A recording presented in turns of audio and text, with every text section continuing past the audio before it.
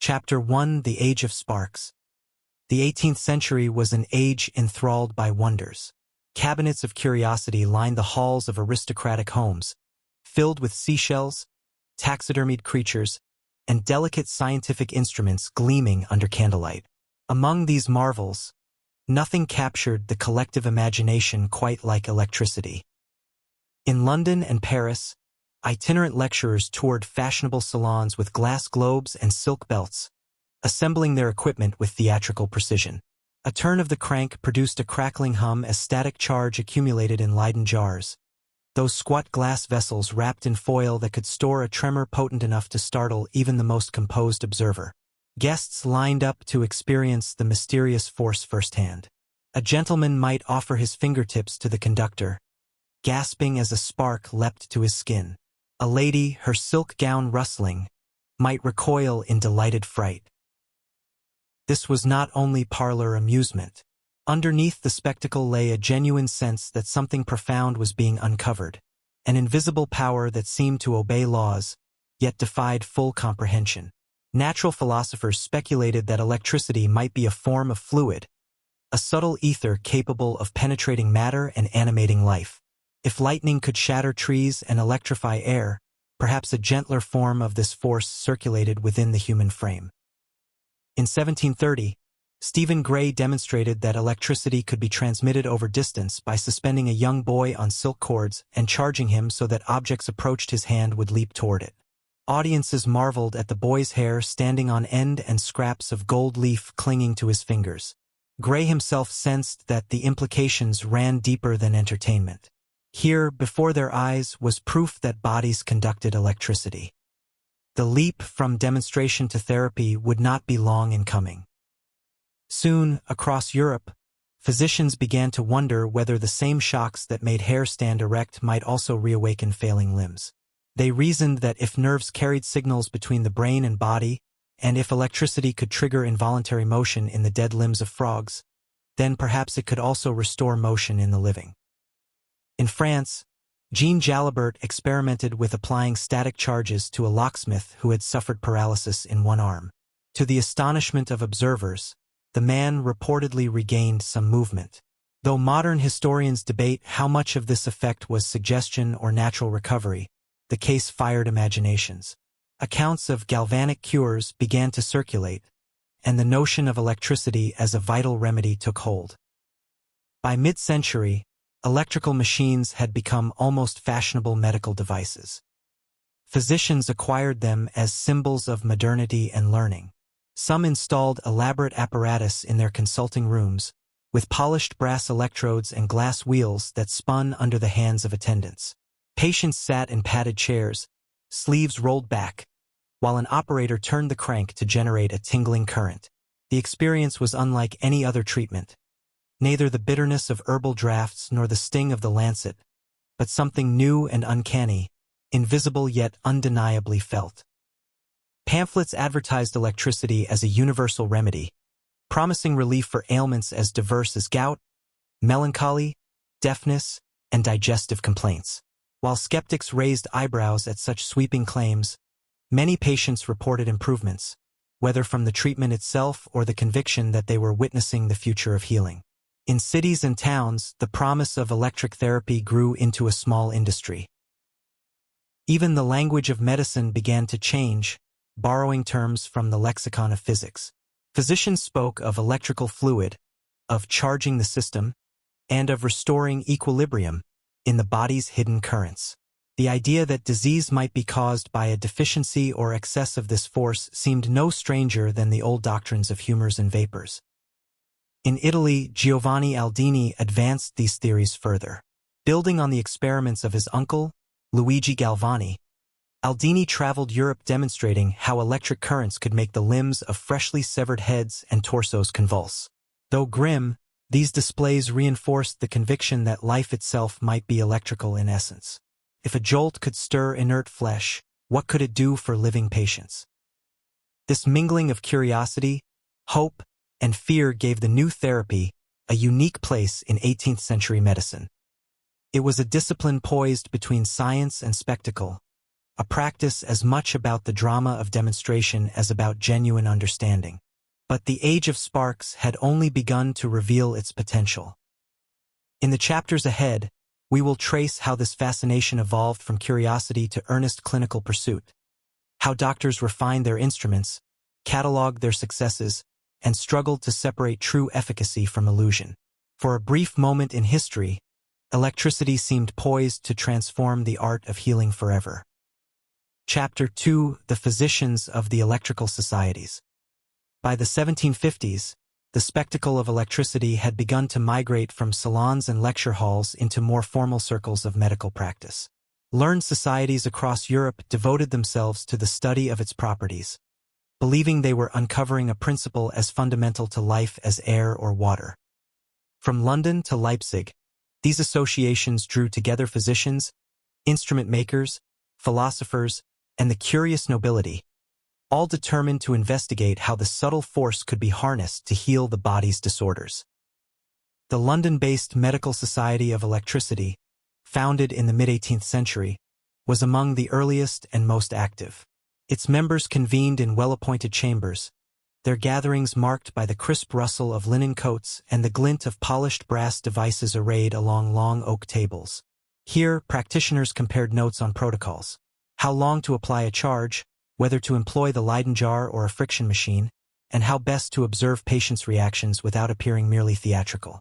Reports circulated among the members, detailing case histories with a new, almost statistical precision.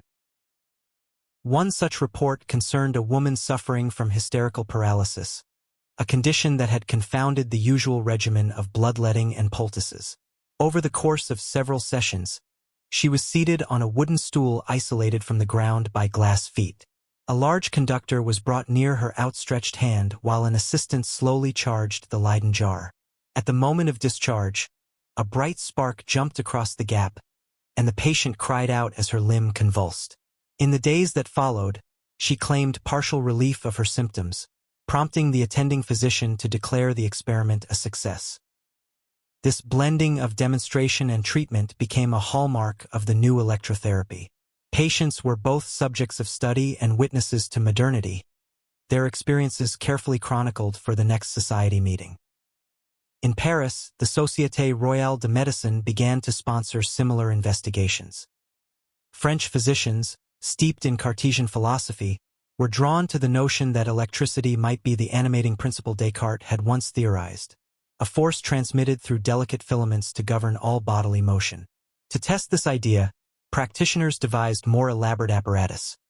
Rotating glass cylinders rubbed with silk to generate frictional charge, insulated rods for directing currents to precise locations on the body, and scales for measuring the intensity of each spark. Some Parisian physicians became especially intrigued by electrical baths. In these treatments, patients were suspended in a chair surrounded by charged conductors, so the entire body could be exposed to a uniform field of static electricity. Observers described the fine blue glow that sometimes played across the skin, the crackling discharge when the patient shifted position, and the faint smell of singed wool. For the practitioners, these phenomena seemed to promise a deeper penetration of the body's invisible ailments. Elsewhere, in Germany, doctors with a more empirical bent began to publish monographs describing their experiences. Johann Gottlieb Kruger, for example, collated dozens of cases in which patients suffering from chronic headaches, palsy, or melancholy had experienced some measure of improvement. Though Kruger himself was cautious, often attributing positive outcomes to nervous excitation rather than true cure, his writings helped spread the conviction that electricity deserved a place among the legitimate tools of medicine. In Edinburgh, the medical faculty at the university experimented with electrical therapy in conjunction with more traditional treatments. Scottish physicians, heirs to the rationalist impulse of the Enlightenment, sought to impose clear protocols on the new practice. They debated how to quantify the intensity of charge, how to distinguish real improvement from suggestibility, and how to reconcile electrical phenomena with humoral theory. Through all these endeavors, a spirit of optimism prevailed. To many practitioners, electricity represented a fresh frontier, an antidote to the weariness that clung to old remedies and failed prognosis. If mercury and bleeding could not restore a stricken limb or lift the fog of despondency, perhaps a force that moved invisibly through the air would succeed where all else failed. Not all observers were persuaded. Some accused electrical physicians of exploiting the novelty of their machines to dazzle the credulous. Pamphlets circulated lampooning the image of a fashionable invalid, her hair standing on end as she endured a treatment as alarming as it was ineffective. Satires appeared in London papers depicting physicians as little better than conjurers, their Leyden jars and conductors no more respectable than the tricks of the fairground. These criticisms stung but did little to halt the advance of electrotherapy. Advocates countered that every innovation must pass through a phase of public skepticism. They pointed to the reports of physicians who, with the utmost seriousness, had observed patients regaining mobility or shedding melancholia after repeated applications. Behind the social drama lay deeper questions. If electricity could stir the muscles of a corpse, did it not follow that the same spark animated the living? Could all of life, from the beat of the heart to the flicker of consciousness, be explained by this singular force? Though no consensus emerged, the speculation itself helped reshape medical thinking. Where earlier generations had spoken of spirits and humors, the new discourse turned to currents and fluids, to invisible charges that might one day be measured and controlled. At the same time, the professional societies sought to standardize methods. They published pamphlets with recommendations: the size and material of electrodes, the optimal duration of each application, and precautions to prevent undue alarm or injury. Case histories were compiled into compendiums, circulated between London, Paris, Berlin, and Edinburgh. The language of these volumes reflected the delicate balance of promise and uncertainty. Physicians took care to describe both successes and failures, aware that the legitimacy of their practice depended on the rigor of their accounts. Despite their caution, the allure of electricity proved irresistible. Patients traveled long distances to consult the new specialists.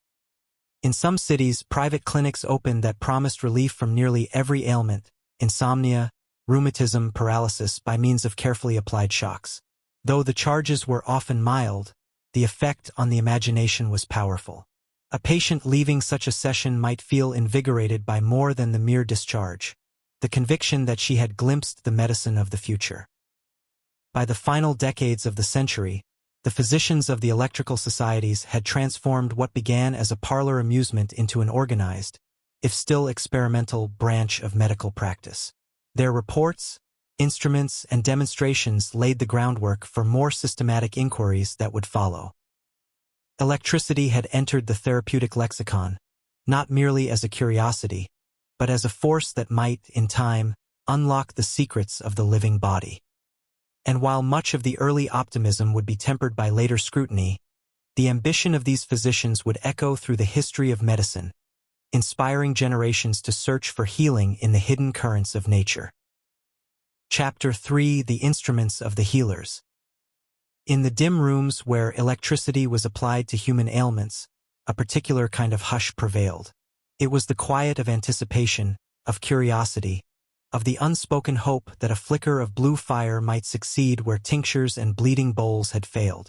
At the center of this ritual stood the instruments themselves, contrivances whose polished brass and glass lent the practice a certain solemn dignity. Their shapes were elegant, their workings both simple and mysterious, their presence a testament to the ingenuity of the age. One of the most essential tools was the friction machine, often resembling a small table topped by a rotating glass cylinder. The physician or assistant turned a crank that pressed a silk pad against the cylinder, and as the glass spun, it produced a faint, rising whine. Almost imperceptibly, the charge began to build.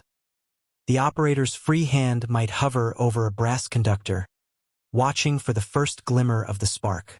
To observers, this moment felt charged with more than static. It was as though the boundaries of natural philosophy and healing were momentarily suspended. The friction machine was sometimes accompanied by the Leyden jar, the earliest and most famous capacitor.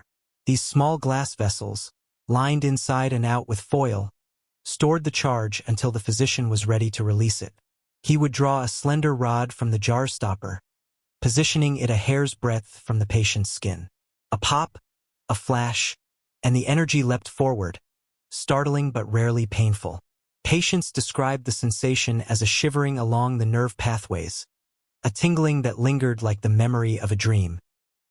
Equally important were the conductors, metal rods, balls, and pointed wands attached to the machine by silk cords or brass chains. Each was designed to deliver the current with precision to a limb, the spine, or the temples. For maladies of the joints, physicians preferred blunt brass knobs pressed gently against the skin. For afflictions of the mind, melancholy, or nervous disorders, a slender rod was sometimes brought near the forehead. In every application, the instruments conveyed a sense of ceremony. The physician adjusted them with careful deliberation, as if each turn of a screw or shift of an electrode carried a moral weight. Some practitioners favored what they called the electric bath. In this procedure, the patient was seated on a stool insulated by thick glass blocks, while large conductors were arranged around the body to create a diffuse field. As the friction machine turned, a pale corona might dance across the skin, illuminating the contours of hands and cheeks. Observers found the sight both beautiful and unsettling. The physicians believed that this gentle suffusion of charge could penetrate deeper tissues, correcting whatever invisible deficiency lay at the heart of disease. Among the more striking devices were those that relied on rotation and magnetism as well as static electricity. Certain machines incorporated magnets to revitalize the current, their horseshoe shapes set in motion by a hidden crank beneath the table. Others featured elaborate wheels with serrated edges, each tooth designed to create a tiny discharge as it passed a metal brush. These contraptions added a layer of complexity and, for some patients, a more profound sense of wonder. The rooms themselves contributed to the atmosphere. Heavy draperies muffled outside noise, while the scent of warmed varnish and silk mingled with the faint tang of ozone. Light flickered across rows of polished brass, creating shifting patterns that seemed almost alive. The physician's hand resting on the machine's crank or the jar stopper appeared as much a part of the mechanism as the gears and rods. To patients, the entire scene suggested that they were part of a new order of medicine, one in which the invisible forces of nature were no longer the exclusive province of philosophers but were being harnessed, at last, for human benefit. Not all devices were large. Smaller instruments were designed for portability. Compact Leyden jars with wooden cases, pocket conductors shaped like styluses, and frictional discs no bigger than a dinner plate. Traveling physicians often carried these in padded trunks lined with green baize. When they visited patients at home, they unpacked their tools with an air of quiet confidence.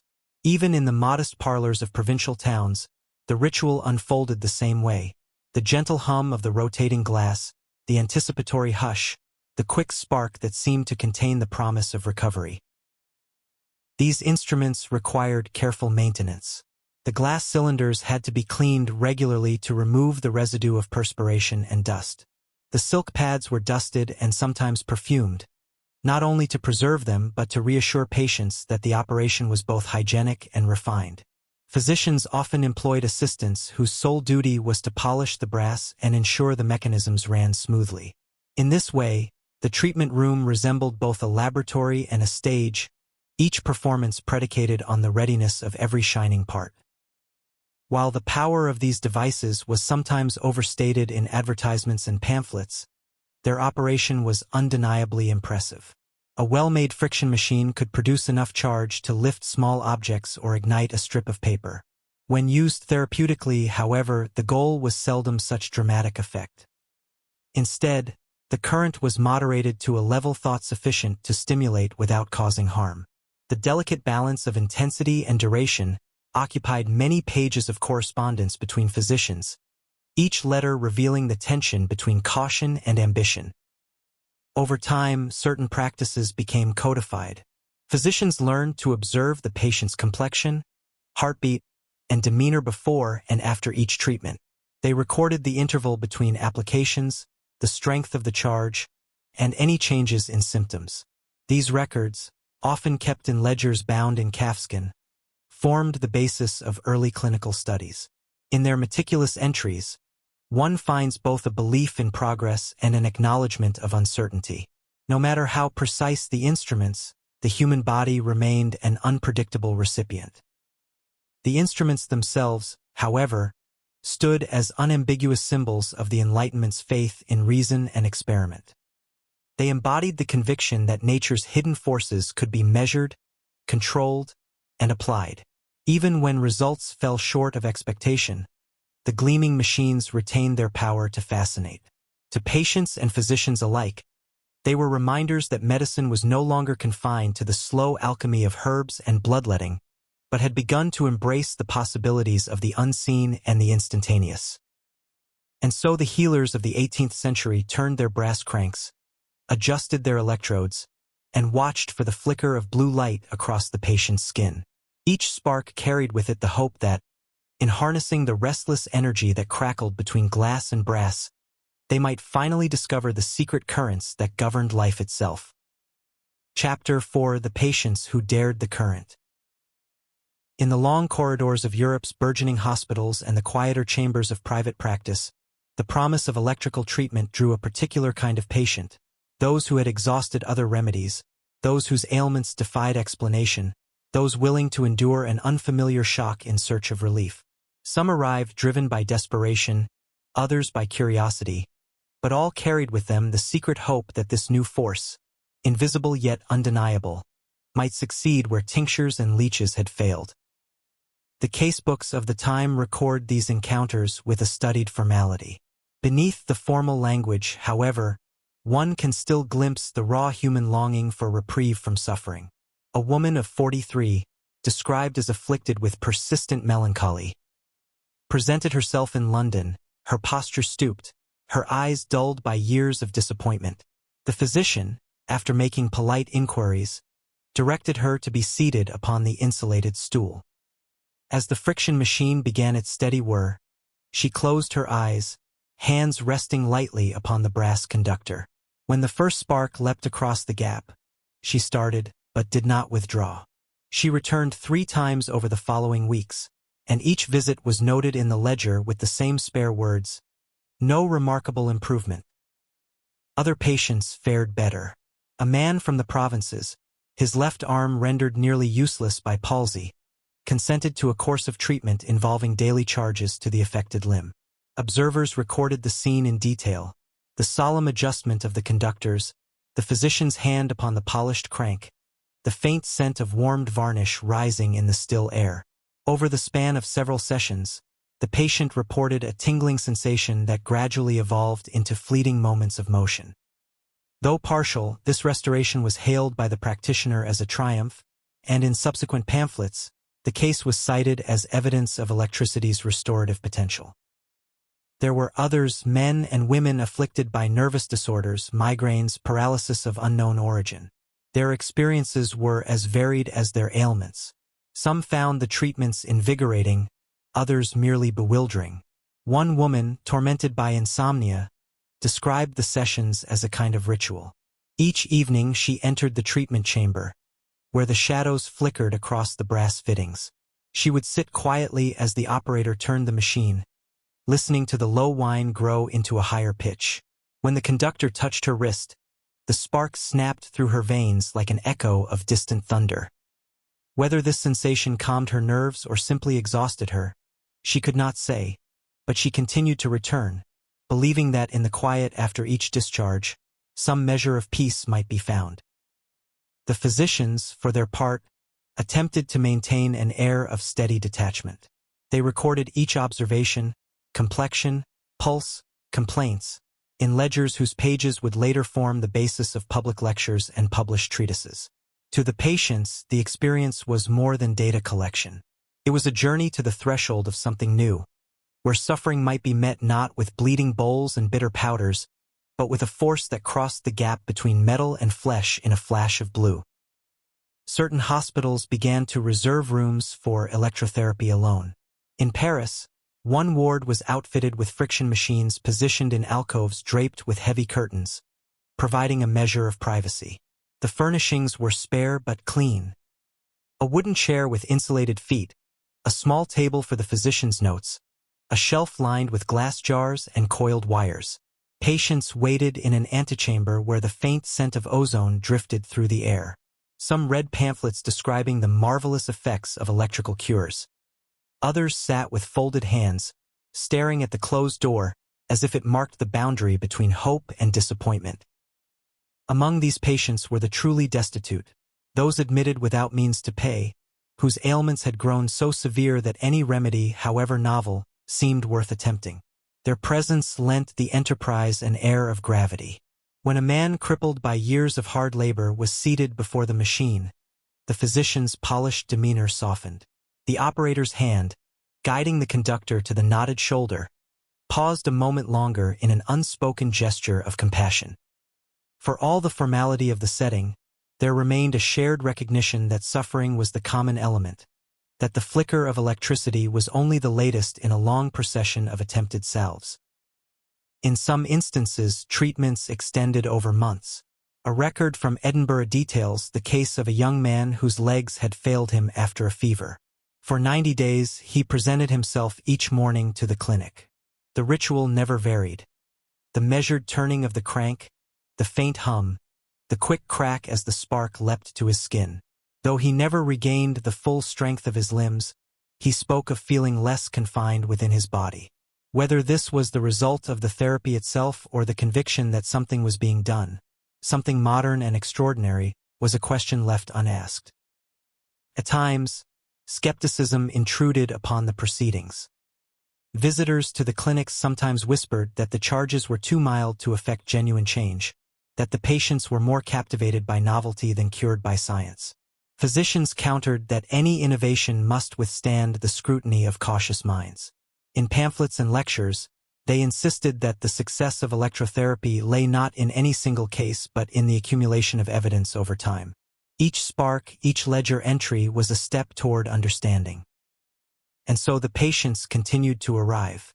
They came by carriage or on foot, carrying with them the weight of their afflictions and the fragile hope that the machine might, at last, restore them to health. Some left no better than they had arrived. Others departed with an ease of movement or lightness of spirit that defied explanation. In the quiet chambers where brass conductors gleamed under the lamplight, they submitted themselves to the current, daring to believe that in its invisible passage lay the promise of renewal. Chapter 5: The Promise and the Skepticism.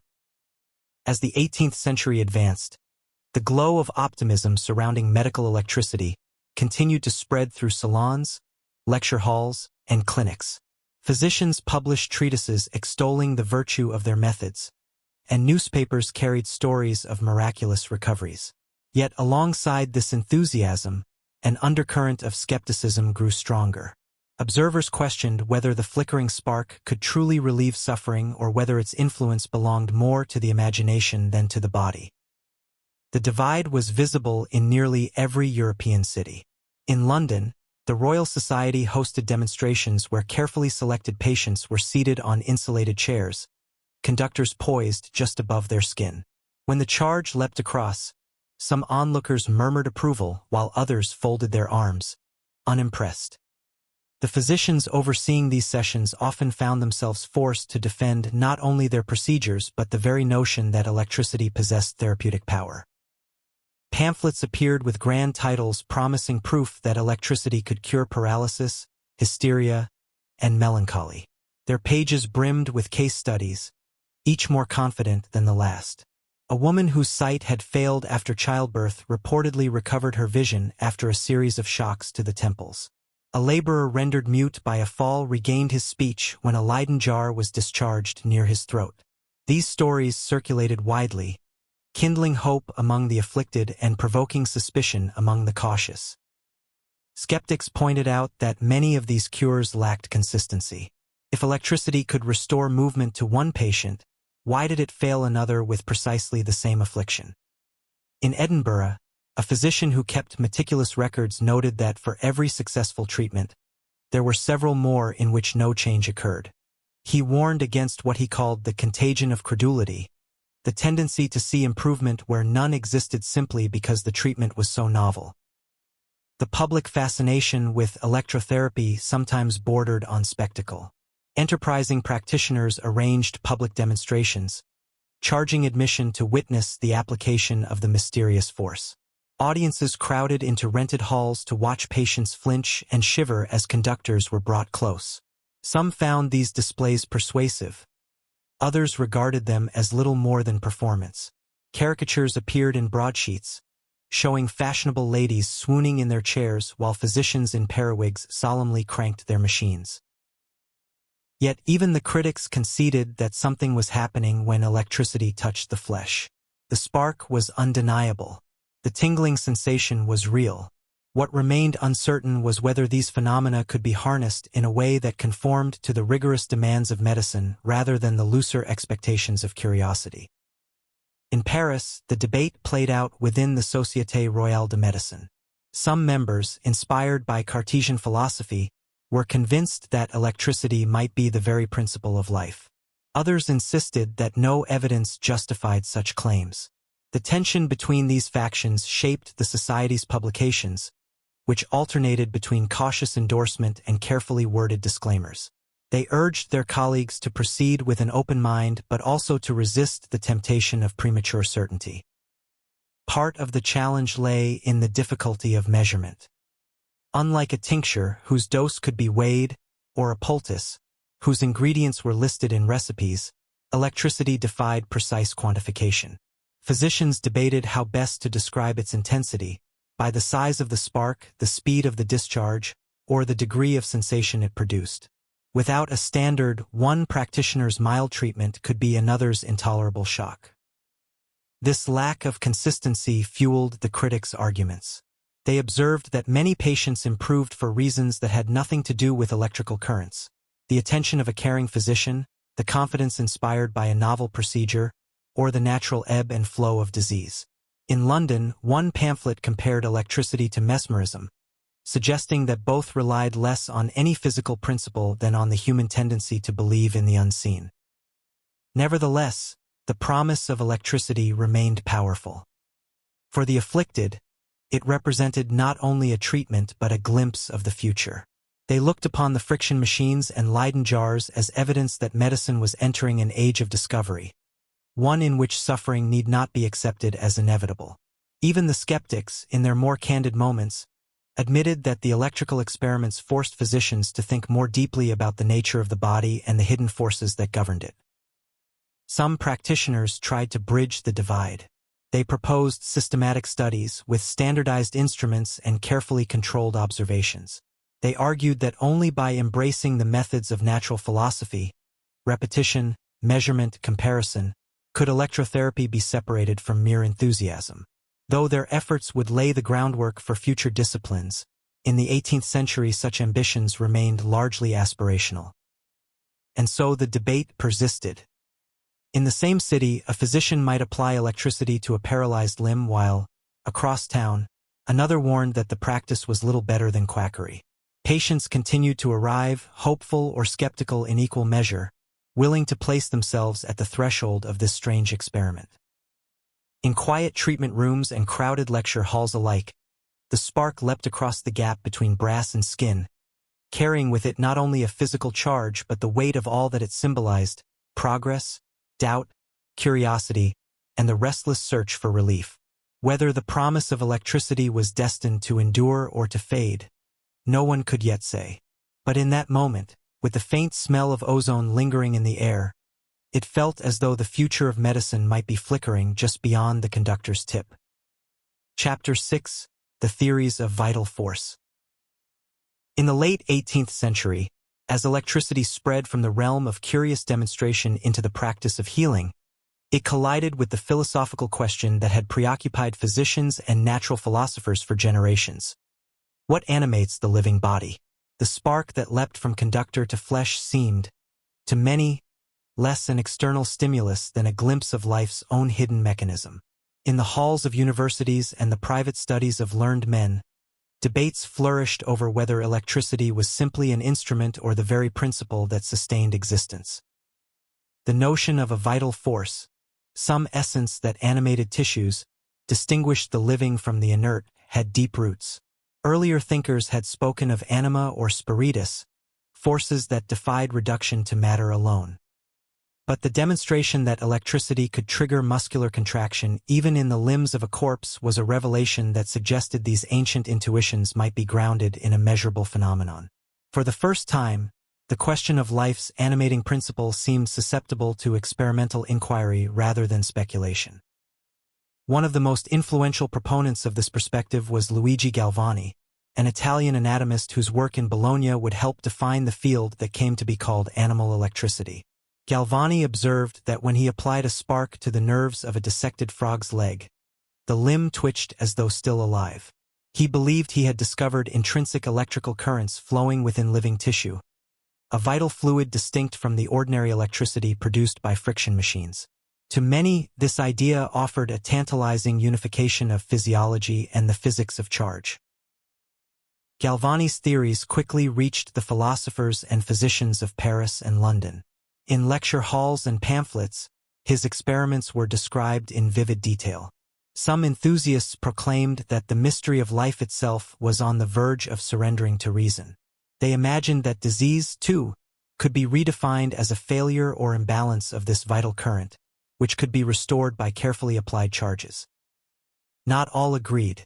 Alessandro Volta, Galvani's countryman and eventual rival, argued that the source of the current in Galvani's experiments lay not within the animal, but in the contact between different metals and tissues. Volta's contact theory challenged the notion of an innate vital electricity and laid the groundwork for the invention of the voltaic pile, the first true battery. In Volta's view, electricity was not an essence of life but an external force that, when properly directed, could influence the body without being identical to it. The debate between Galvani and Volta spread far beyond Italy. In England, the Royal Society published papers supporting both perspectives. Physicians were left to ponder whether the sparks they discharged into their patients were merely tools, like the scalpel or the compress, or something more essential. The tension between these interpretations shaped not only theories of disease but the moral significance of applying electricity to the human frame. In private correspondence, practitioners confessed to feeling that their instruments placed them on the edge of heresy. Some compared the spark to Prometheus's stolen fire, wondering if humanity was trespassing on secrets meant to remain hidden. Others believed that such apprehensions were the last defense of superstition against the rising power of reason. Each discharge of the Leyden jar became, in this context, an act of philosophical daring as much as medical experiment. Patients were not immune to these currents of speculation. Some arrived in the treatment rooms persuaded that the spark carried an essence that could infuse them with vigor, not merely prod their nerves. They spoke of feeling as though some invisible part of themselves had been awakened, that the charge had stirred a current within them older and more primal than any chemical tincture. Physicians recorded these impressions cautiously, aware that expectation could color perception. Still, they could not entirely dismiss the possibility that the patient's experience contained a truth science had not yet named. The theories of vital force extended into other corners of inquiry. In Edinburgh, lecturers speculated that electricity might one day be harnessed to restore the recently dead, preserving life by sustaining its animating current. Such visions bordered on the fantastic, but they reflected a genuine conviction that electricity was not merely an agent of stimulation but the very thread upon which life was strung. Elsewhere, more cautious voices argued for restraint. They warned that conflating observable electrical effects with metaphysical claims about life risked confusing mechanism with meaning. A spark could make a muscle twitch, but that did not prove it held the essence of consciousness or spirit. Physicians were advised to treat electricity as a useful adjunct to other therapies, no more and no less. Yet even among the skeptics, the fascination lingered. The spectacle of a limb convulsing under a spark was too vivid to ignore. In the quieter moments after the machines were shut down, when the scent of ozone hung in the air and the instruments lay still, practitioners sometimes found themselves reflecting on the paradox they inhabited. They were heirs to a tradition that had sought to heal with poultices and incantations, now standing at the threshold of a force that seemed to blur the boundary between life and its absence. Each patient who sat upon the insulated stool became, for a moment, both subject and witness to this enigma. And so the theories of vital force continued to weave themselves through the literature of the age. They shaped the ambitions of experimenters and the expectations of the afflicted. Whether electricity would prove to be the key to unlocking the secrets of life or merely another instrument in the healer's repertoire remained uncertain. Yet with every spark that leapt across the space between brass and skin, the question grew more urgent, and the promise more intoxicating. Chapter 7: The Machines Spread Across Europe. In the final decades of the 18th century, the devices that produced medical electricity, once confined to the cabinets of natural philosophers, began to appear in hospitals, private surgeries, and even the parlors of the curious. From Edinburgh to Naples, friction machines and Leyden jars were shipped in crates padded with straw and marked with the insignia of instrument makers whose names became synonymous with modern invention. Physicians who had once relied solely on powders and lancets now found their practices transformed by the steady whir of turning glass cylinders and the crackle of discharged sparks. Instrument makers competed to refine their designs. In London, John Cuthbertson advertised a friction machine so finely balanced that a single turn could generate a spark powerful enough to light a candle. In Paris, the workshops of Jean-Baptiste Leroy produced smaller, portable devices that traveling physicians could pack among their cases of vials and scalpels. Each improvement was accompanied by pamphlets promising increased reliability and more consistent therapeutic effects. These machines took on a familiar presence in medical chambers. A typical setup consisted of a varnished wooden table upon which stood the glass cylinder, flanked by brass conductors shaped like slender arms. At one end, the Leyden jar waited to be charged. Some physicians preferred to work with the patient seated upon an insulated stool, their feet resting on glass or resin blocks. Others instructed patients to stand with hands placed upon metal rods, eyes closed in anticipation of the spark. The process of treatment followed a choreography that became second nature. The physician grasped the handle of the friction machine, turning it steadily until the faint hum filled the room.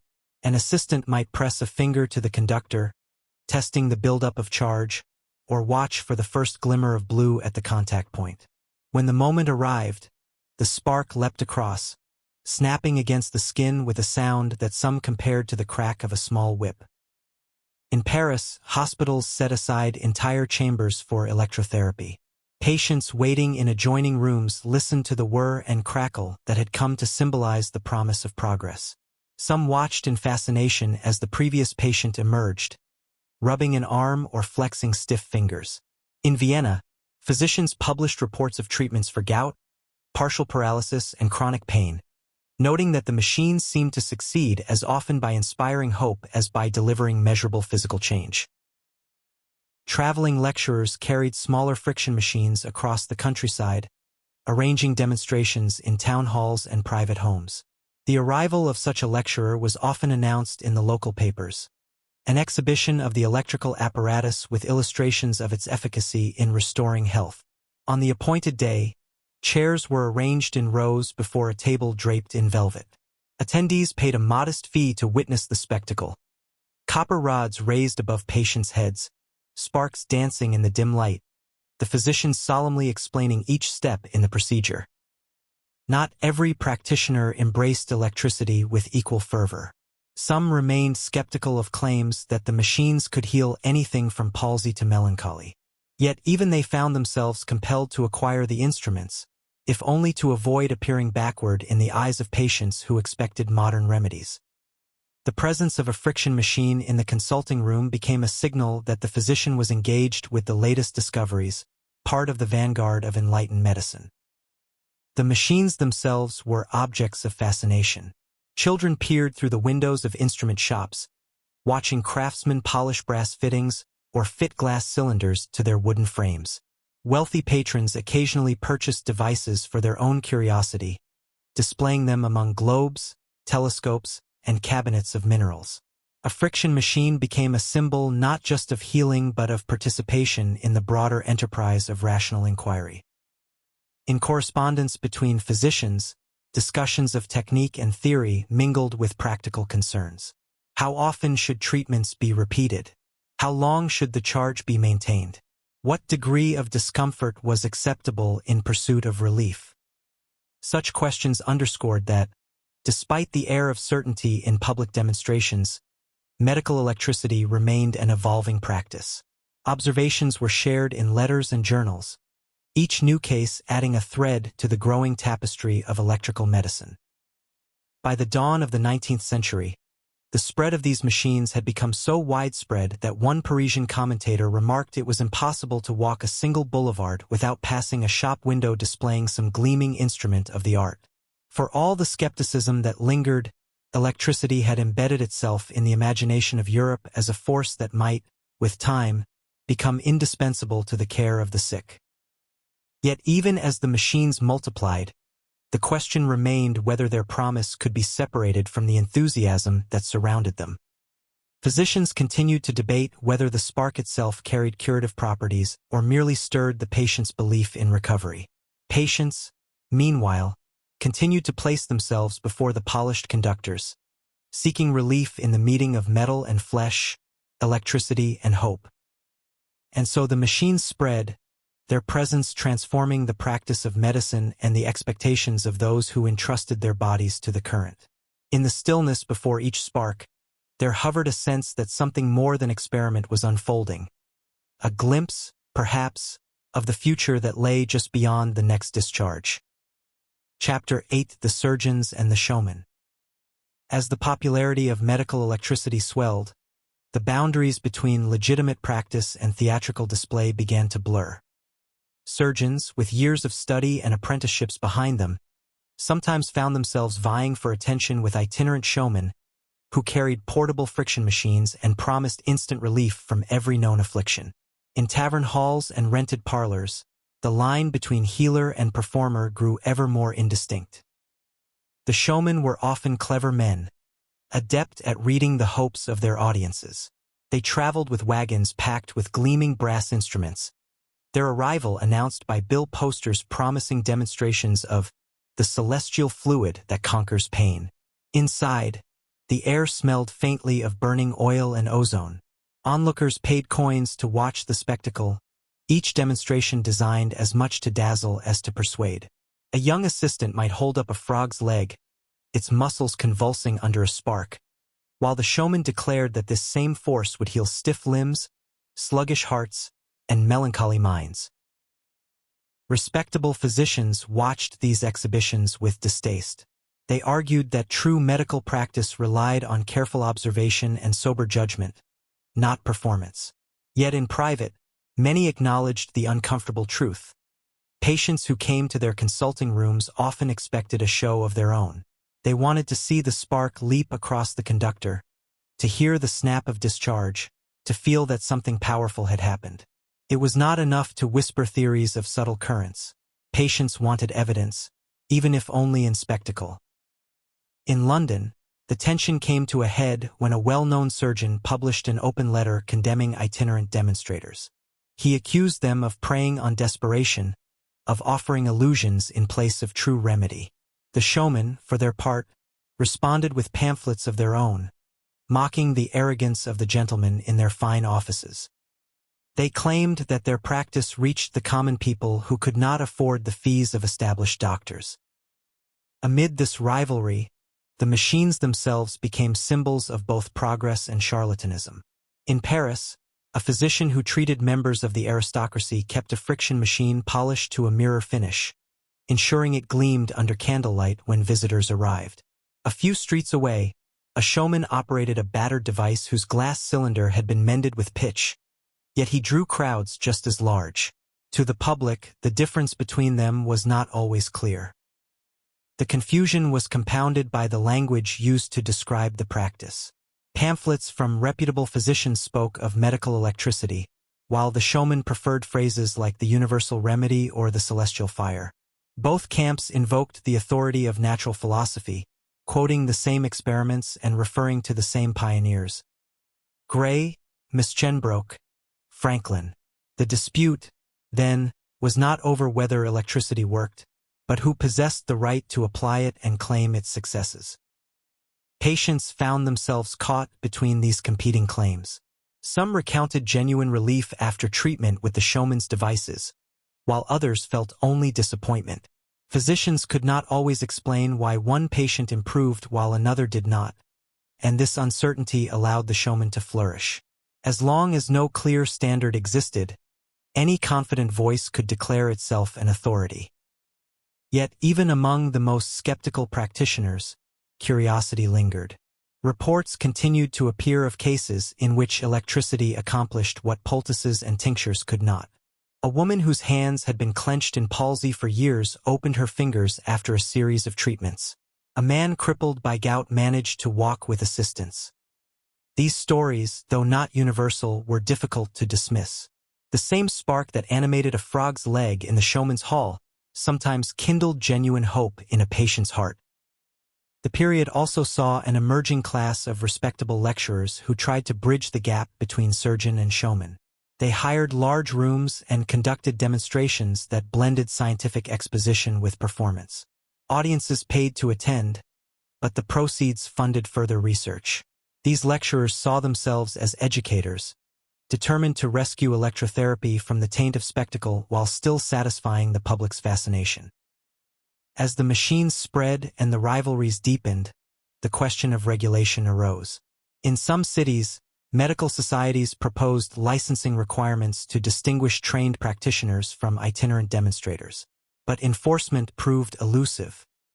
In an age when printing presses could produce pamphlets overnight and a wagon could carry a machine to any village square, no decree could wholly separate the surgeons from the showmen.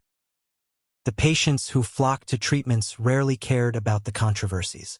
For many, the sight of the polished brass, the smell of ozone, and the tingle in the flesh mattered more than any credential.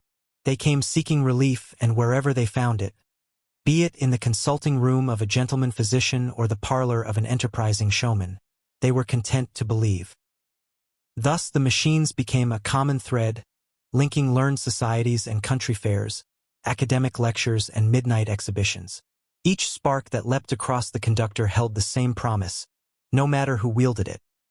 The possibility that electricity, this invisible force, could ease the burdens of the body and illuminate the mysteries of life. Chapter 9: The treatments become fashionable. By the final years of the 18th century, the use of electricity in medicine had shifted from novelty to fashion. In cities such as Paris and London, electrotherapy was no longer confined to hospitals or the demonstrations of traveling lecturers. Instead, it had become a marker of refinement and curiosity among the well-to-do.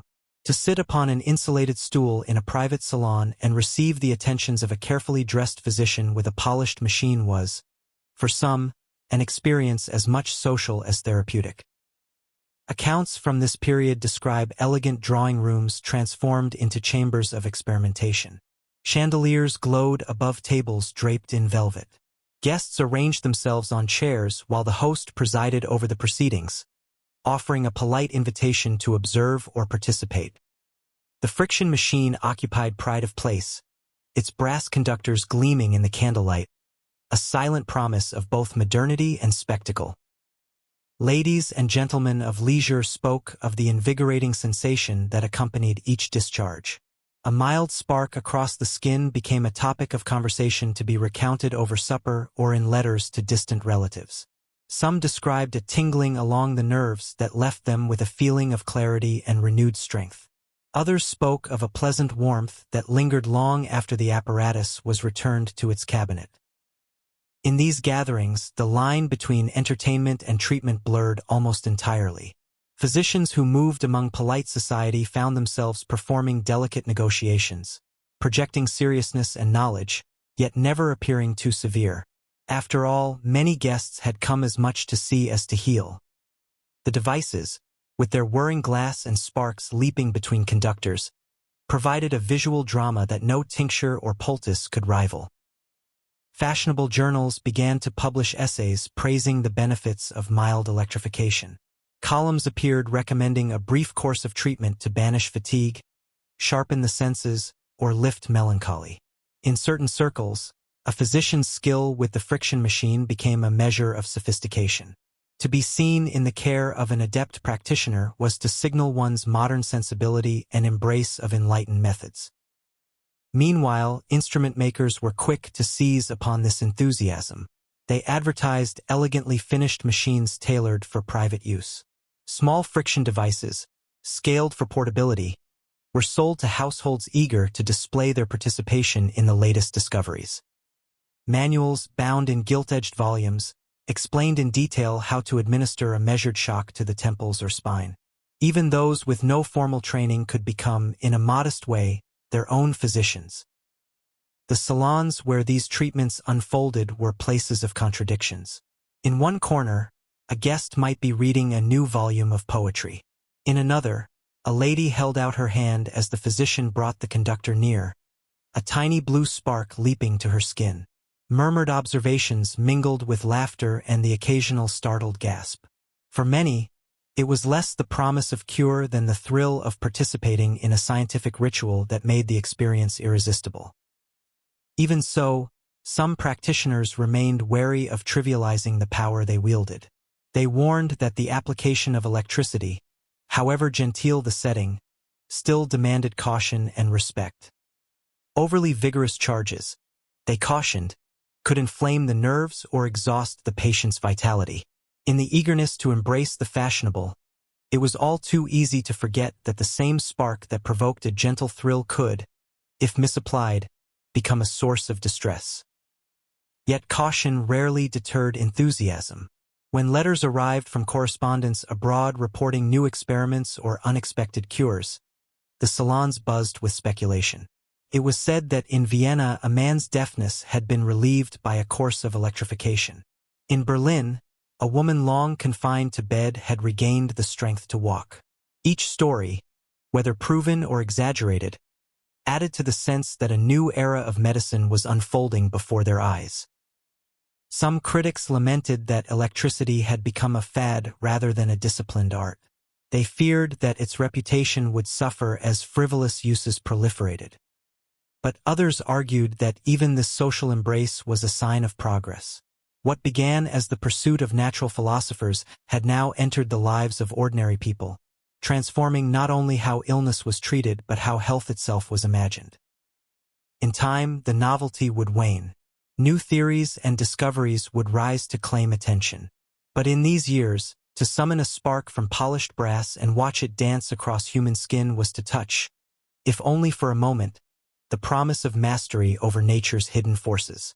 Fashion and science had become unlikely partners, joined in the conviction that electricity was the key to unlocking both knowledge and well-being.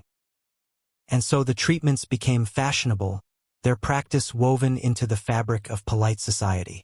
What remained to be seen was whether this union of curiosity and cure could endure, or whether, like so many other enthusiasms of the age, it would fade when the next wonder appeared on the horizon. Chapter 10: The Question of Evidence. While the salons of Paris and London embraced the spectacle of electrification, a quieter reckoning unfolded in the studies and hospitals where physicians gathered to debate the true value of this new therapy.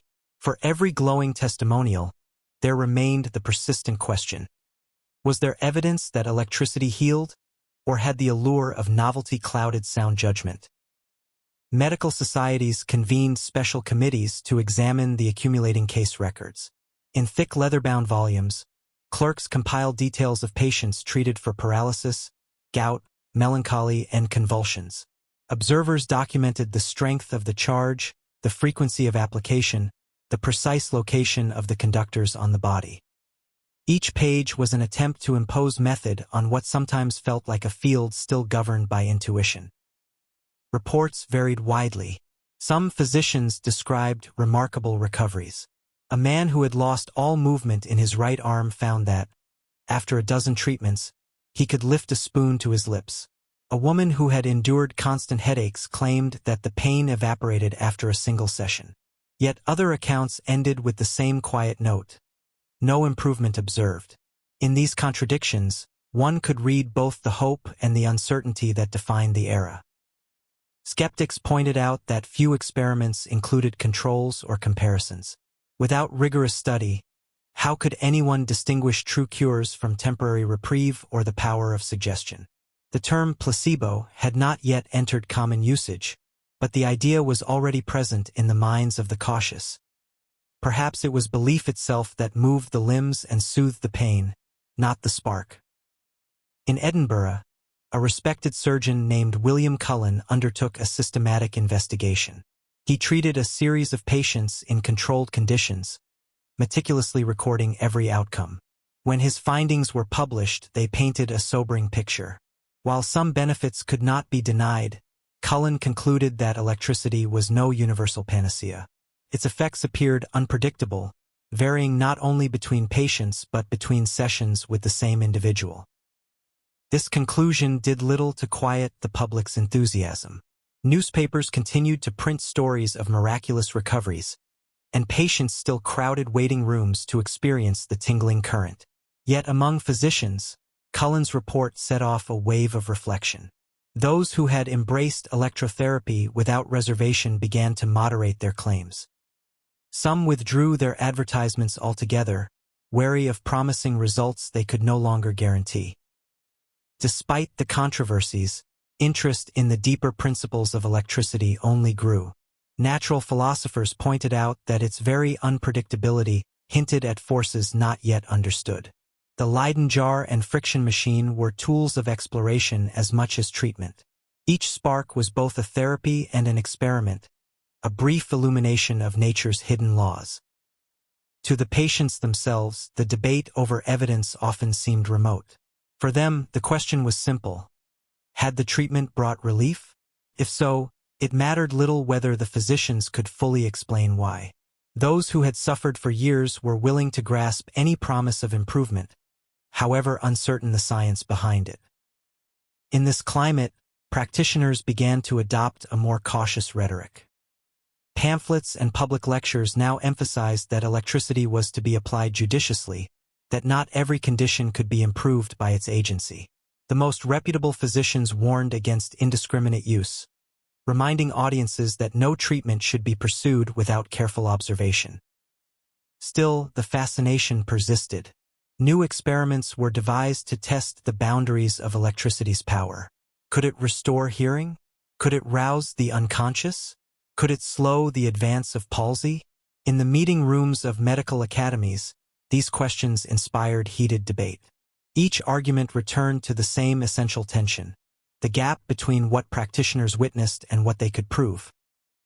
By the turn of the century, the question of evidence had come to define the field. It forced practitioners to confront the limits of their knowledge, to separate conviction from certainty. And yet, paradoxically, it also spurred innovation. The desire to answer critics drove physicians to refine their methods, standardize their protocols, and seek ever more reliable ways to measure the effects of each discharge. Perhaps it was inevitable that a force as strange as electricity would resist easy categorization. It was neither wholly a physical agent nor simply a mental influence. It belonged to both realms, unsettling the neat divisions between body and mind. The very ambiguity that troubled the skeptics was, for others, the most compelling reason to persist. So the question of evidence endured, shaping every demonstration, every treatment, every conversation between doctor and patient. In the space between the spark and the sigh of relief, the future of medical electricity hung suspended, waiting to be proven or disproven by the slow accumulation of knowledge. Chapter 11: The Electric Salon's Decline. By the early years of the 19th century, the fervor that had once surrounded electrical treatments began to wane. The salons where elegant ladies once gathered to watch sparks dance along their fingertips lost their novelty. In place of eager anticipation came a quiet skepticism, the sense that the promise of effortless cures had proven too grand to sustain. The decline was gradual rather than sudden. In some cities, the machines continued to hum behind closed doors, applied to the stubborn pains of those who still believed. But for many, electricity's moment of fashionable acclaim was giving way to the sober demands of evidence and reproducibility. Physicians who had built reputations on spectacular claims now faced pointed questions they could no longer deflect with showmanship. Several forces converged to hasten this shift. One was the rise of competing therapies. As advances in chemistry yielded new medicines, patients found alternatives that promised relief without the mystery. Tinctures and powders could be measured precisely, their dosages adjusted according to a growing body of pharmacological knowledge. Where electricity required elaborate instruments and uncertain technique, a glass vial and a written prescription offered simplicity and certainty. Another cause was the very unpredictability that had once lent electrotherapy its mystique. Accounts of cures mingled with stories of disappointment. In drawing rooms and hospital wards alike, patients who had experienced no improvement began to speak openly. As their voices multiplied, the aura of near-universal success dissolved. Even the most committed practitioners were forced to reckon with the limitations. Some attempted to standardize procedures, proposing detailed regimens for each ailment. But as more data accumulated, the pattern became clear. Electricity might help certain conditions, but it could not fulfill every promise. In this realization, the public appetite for demonstrations began to ebb. Instrument makers, once prosperous from the sale of friction machines and Leyden jars, turned their attention to other markets. A few continued to produce devices for research institutions and hospitals, but the lavishly ornamented machines destined for private parlors grew rarer. Advertisements that once heralded the universal remedy faded from newspapers. The trade itself began to seem quaint, a relic of an earlier age's enthusiasms. In Paris, a prominent lecturer who had filled halls with curious audiences found himself speaking to ever smaller gatherings. At last, he closed his practice, remarking that the age of marvels had yielded to the age of caution. His words captured the mood of many colleagues. A reluctant acknowledgement that fascination alone could no longer sustain a therapy. Some physicians welcomed this decline. They had long viewed the electric salons as a distraction from careful inquiry. In private correspondence, they noted that with the waning of fashion came an opportunity to approach the subject with fresh sobriety. Stripped of spectacle, electricity might finally be studied as a phenomenon rather than a panacea. Yet even as the salons closed, the spark itself did not vanish. In hospitals and anatomical theaters, researchers continued to probe its properties. They tested currents on dissected nerves, mapping the paths along which impulses traveled. They speculated whether electricity was not merely a treatment but a fundamental principle of life. Out of the fading popularity arose a quieter, more rigorous science. Among patients, the memory of the salons lingered. Those who had once flocked to fashionable gatherings sometimes looked back with nostalgia. They remembered the hush of expectation as the physician approached, the thrill of contact with the conductor, the brief conviction that suffering might be banished by a spark. If the hope had proven excessive, it had nevertheless been real. This mingling of disappointment and respect shaped the final years of the movement. No longer did electricity appear as an unqualified marvel. Instead, it occupied a more complicated place in the public imagination, a symbol of humanity's ambition to master nature, and of the humility forced upon those ambitions by uncertainty.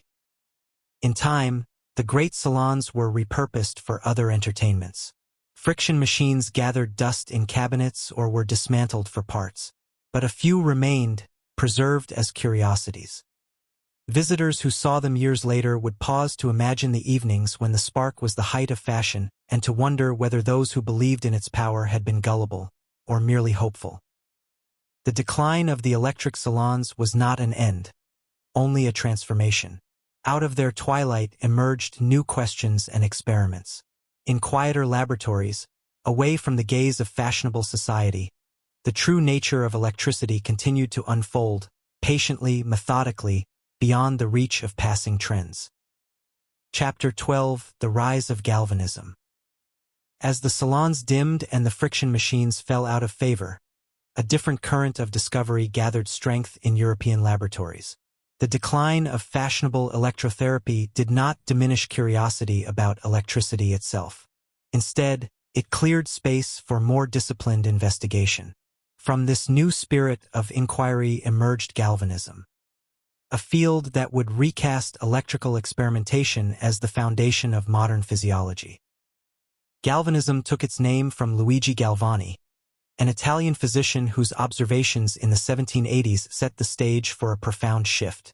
In his modest laboratory in Bologna, Galvani had noticed something remarkable. When he touched a frog's exposed nerves with a scalpel that had acquired a static charge, the frog's leg twitched as if alive.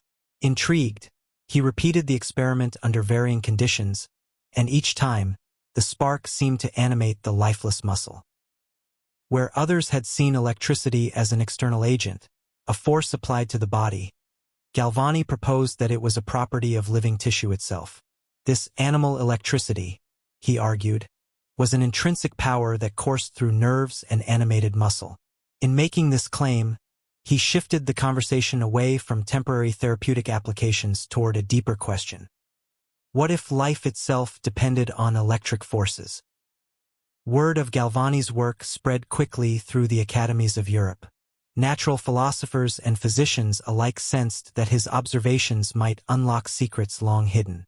Laboratories in Paris, London, and Berlin set out to replicate and extend his experiments. Everywhere, the dissected limbs of frogs, eels, and other creatures became instruments of revelation. Researchers used Leyden jars, wires, and newly invented batteries to trace the elusive spark. Among Galvani's most influential correspondents was Alessandro Volta, who challenged some of his conclusions while accepting the essential insight that electricity and life were bound together. Volta proposed that the twitching was caused not by a unique animal electricity, but by contact between different metals touching moist tissue. To prove his theory, he constructed the first true battery, the voltaic pile, and in so doing created a device that could deliver a continuous current. The voltaic pile transformed what had been episodic discharges into a steady stream of power. With this tool, researchers could move beyond fleeting demonstrations. They could measure, modulate, and sustain electricity in ways that friction machines never permitted. As Volta's invention spread, the boundaries between medical experimentation and physical science blurred further. Galvanism became the meeting point of biology and physics. The implications for medicine were immediate. If the nervous system operated by electrical principles, then understanding those principles might lead to new treatments. Physicians wondered whether maladies of the nerves, paralysis, convulsions, numbness, could be cured not by static sparks but by precisely directed currents. The ambition of early electrotherapy found new justification in the language of physiology. In hospitals across Europe, experiments multiplied.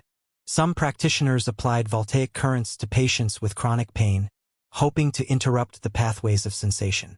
Others attempted to stimulate failing hearts or revive those recently drowned. Though results remained inconsistent, the atmosphere had shifted. No longer was electricity merely a curiosity or a fashionable diversion. It had become a serious candidate for explaining the vital functions of the body itself. Public fascination reawakened as well, though in a different register. No longer were spectators content to see a spark jump between brass knobs. They wanted to glimpse the hidden architecture of life. Popular lectures on galvanism drew crowds eager to witness the frog's leg kick or to hear the latest speculation about electricity and the soul. Even poets and philosophers were drawn into the conversation, pondering whether a force so subtle and pervasive might be the animating spirit itself. Not everyone embraced these ideas. Some physicians remained skeptical, recalling the excesses of earlier electric therapies. They warned that the rush to explain life in purely mechanistic terms might blind researchers to other influences, mental, spiritual, or environmental. Yet even critics acknowledged that galvanism had introduced a rigor that earlier demonstrations lacked. Where the salons had traded on spectacle, the laboratories insisted on measurement and replication. As the 19th century advanced, galvanism branched into still more specialized investigations. Experiments grew more refined. Researchers mapped the pathways of electrical conduction in muscle. They explored the possibility of using controlled currents to diagnose disease. In time, these inquiries laid the groundwork for disciplines no one yet named: electrophysiology, neurology, biomedical engineering.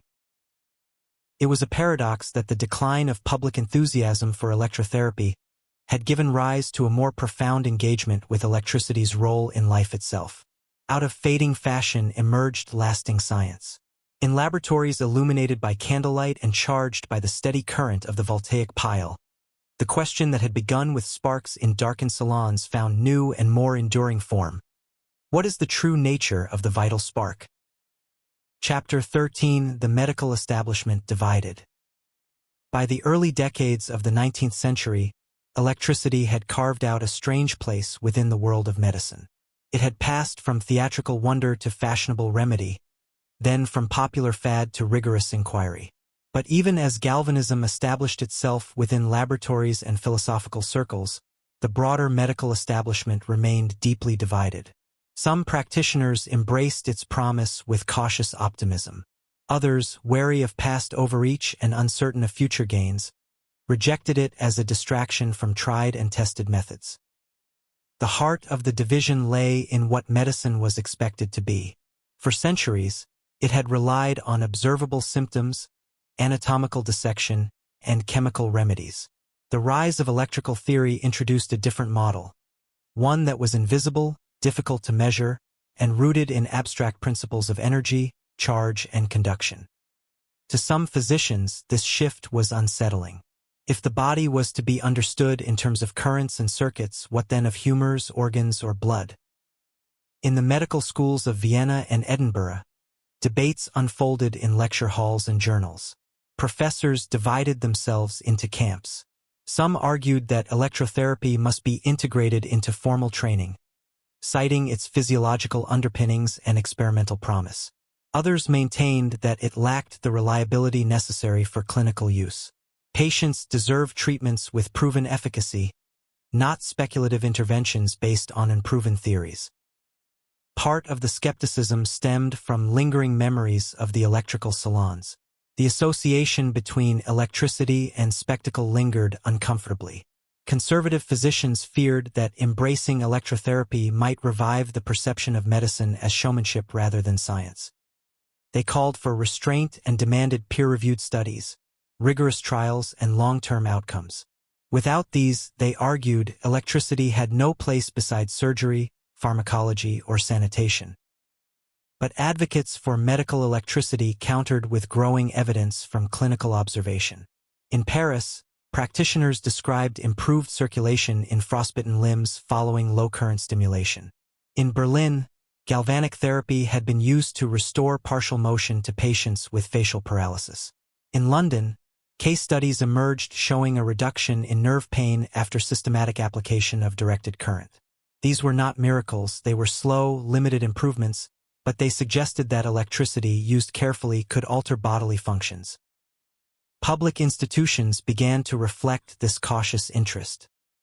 Hospitals added small electrotherapy rooms, often staffed by physicians with a dual background in natural philosophy and clinical care.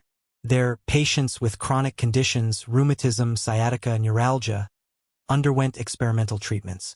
Wires and moistened sponges were applied to aching joints and numbed limbs. Results were mixed, but the careful documentation of these sessions contributed to a growing archive of practice. Still, deep divisions persisted. Older physicians, trained before the rise of galvanism, remained suspicious. They saw in electrical medicine an echo of quackery. To them, a field without standardized doses, repeatable results, or clear mechanisms was no field at all. In their eyes, electricity belonged in the realm of physics, not healing. Meanwhile, a younger generation of medical thinkers embraced the uncertainty as opportunity. They believed that medicine, like all sciences, must evolve with discovery. If the body produced and responded to electrical impulses, as Galvani and Volta had shown, then understanding those impulses was essential. For them, the nervous system was no longer a mystery of fluids and fibers, but a dynamic network, a language of pulses waiting to be deciphered.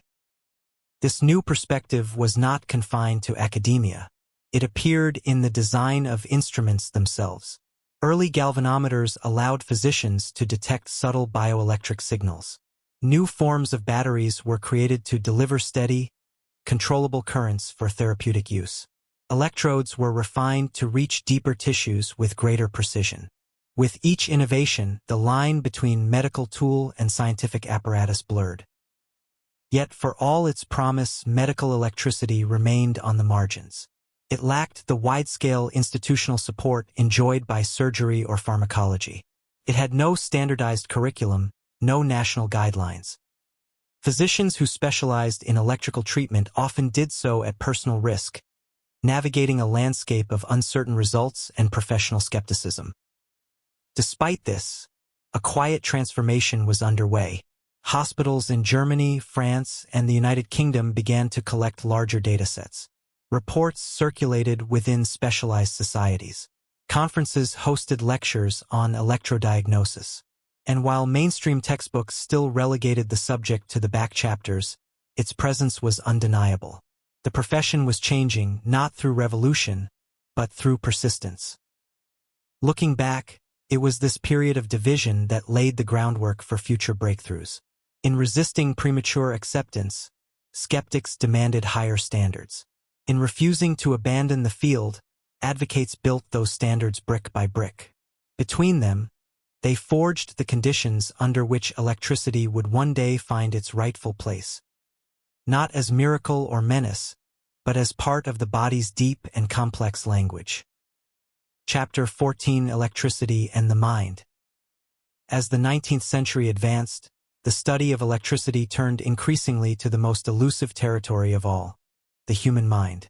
If currents could animate a frog's leg or restore movement to a paralyzed limb, what might they reveal about thought itself? Physicians and philosophers alike were drawn to this question, seeing in it the possibility of uniting physiology and psychology under one principle. The origins of this inquiry were partly accidental. In treating patients with nervous ailments, some practitioners observed that electrical stimulation could evoke sensations beyond mere touch. A low current applied to the scalp might produce a flash of light in the mind's eye. A charge across the temples might trigger a cascade of involuntary memories or feelings. These phenomena were unsettling, hinting that electricity did more than stimulate muscles. It reached into the hidden chambers of consciousness. Researchers in Germany were among the first to document these effects systematically. In clinical reports, they described cases where galvanic currents applied to the cranium produced vivid hallucinations or altered moods.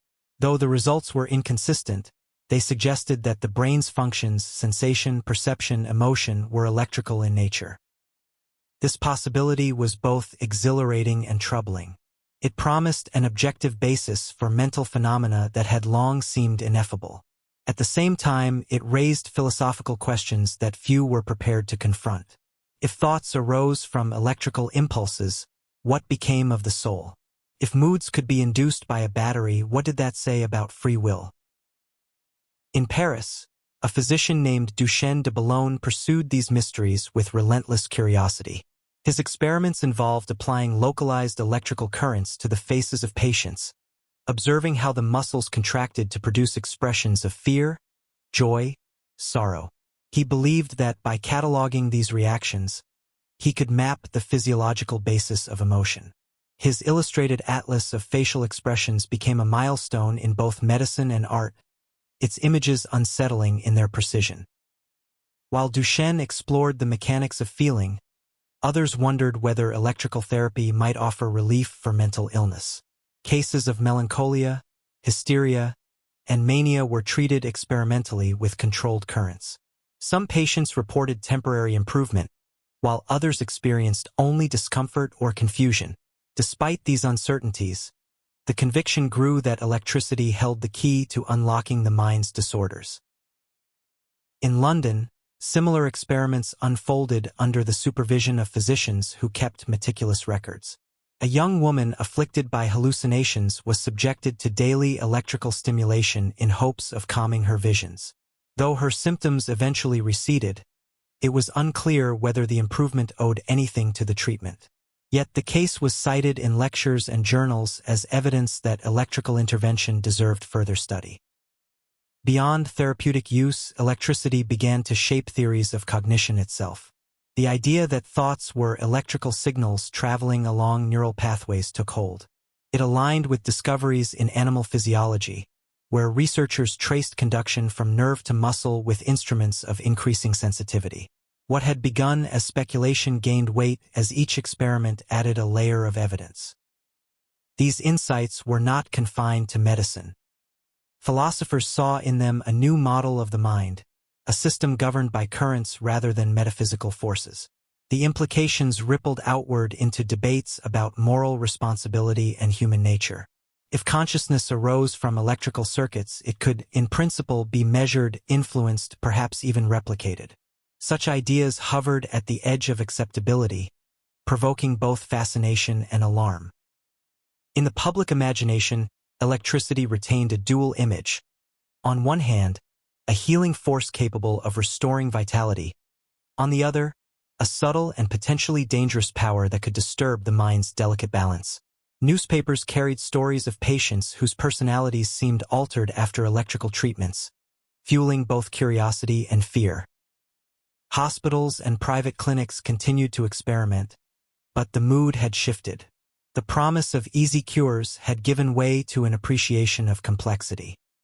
Researchers recognized that the brain was not simply another organ to be stimulated at will but a labyrinth whose workings demanded respect. Each successful experiment was tempered by failures and unintended consequences. By the close of the century, the outlines of modern neuroscience began to emerge.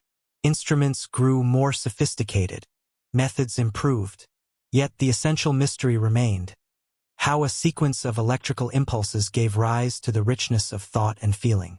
It was a question that resisted final answers, ensuring that electricity and the mind would remain intertwined in both science and imagination. And so the story of medical electricity pressed onward, no longer the spectacle of salons or the curiosity of parlors, but a serious endeavor to understand the forces animating life and thought.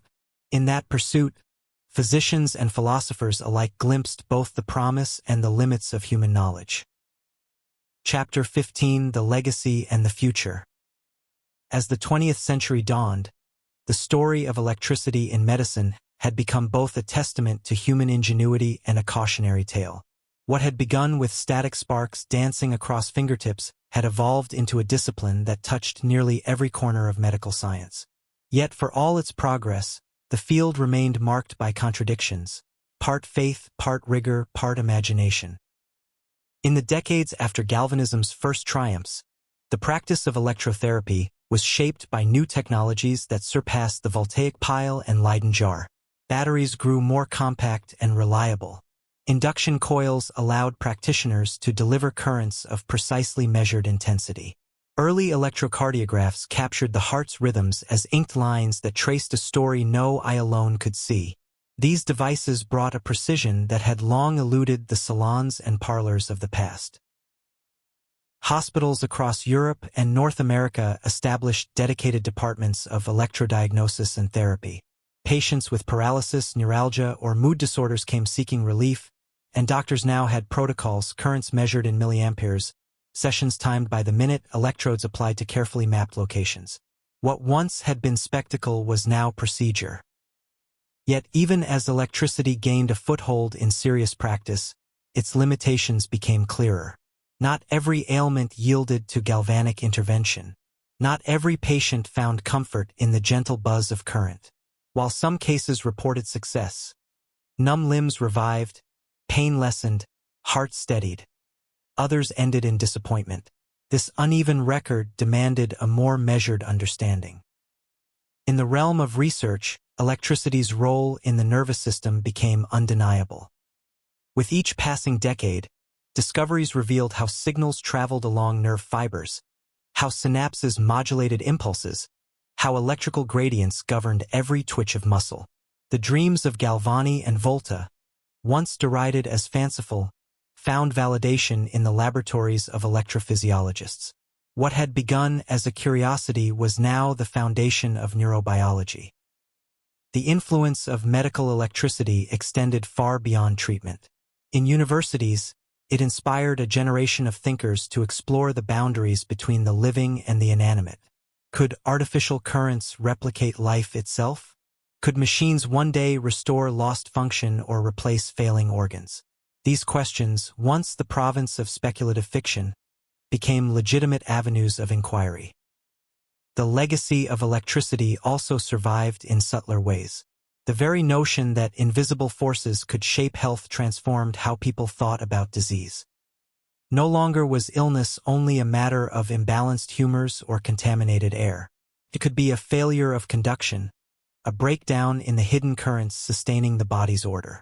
This concept laid the groundwork for modern ideas of bioelectricity, electrochemical gradients, and the electrical underpinnings of consciousness. Yet the field did not remain static. As the 20th century progressed, newer technologies emerged to take up the promise electricity had once claimed alone. X-rays, radiation therapy, ultrasound, and later, the marvels of computerized imaging, all drew from the same desire to harness unseen forces for diagnosis and cure. In this sense, the story of electricity was not one of obsolescence but of legacy. It taught medicine to look beyond the visible. In some quarters, electricity never lost its aura of mystery. Popular culture continued to portray it as a substance that could reanimate corpses or imbue machines with life. The myth of Frankenstein's spark survived alongside the sober realities of clinical practice. Even today, the language of electricity, current, circuit, charge shapes how we describe the mind and body.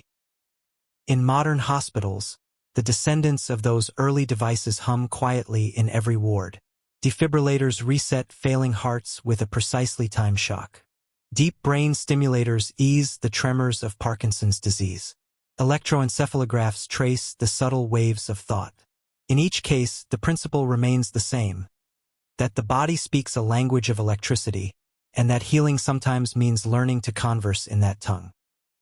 Looking forward, the future of electricity in medicine holds both continuity and change. Researchers explore bioelectronic implants that can regulate organ function or repair damaged nerves. Scientists investigate the possibility of decoding neural signals to restore movement or even memory. The spark that once flickered across a frog's leg now illuminates the frontiers of neuroscience, rehabilitation, and human-machine interfaces. Reflecting on the long arc of this story, from the salons of Paris to the laboratories of modern hospitals, it is clear that electricity has never been merely a tool. It has been a mirror in which physicians glimpsed both their aspirations and their limits. It revealed how little was understood about life's currents, and how much remained to be discovered.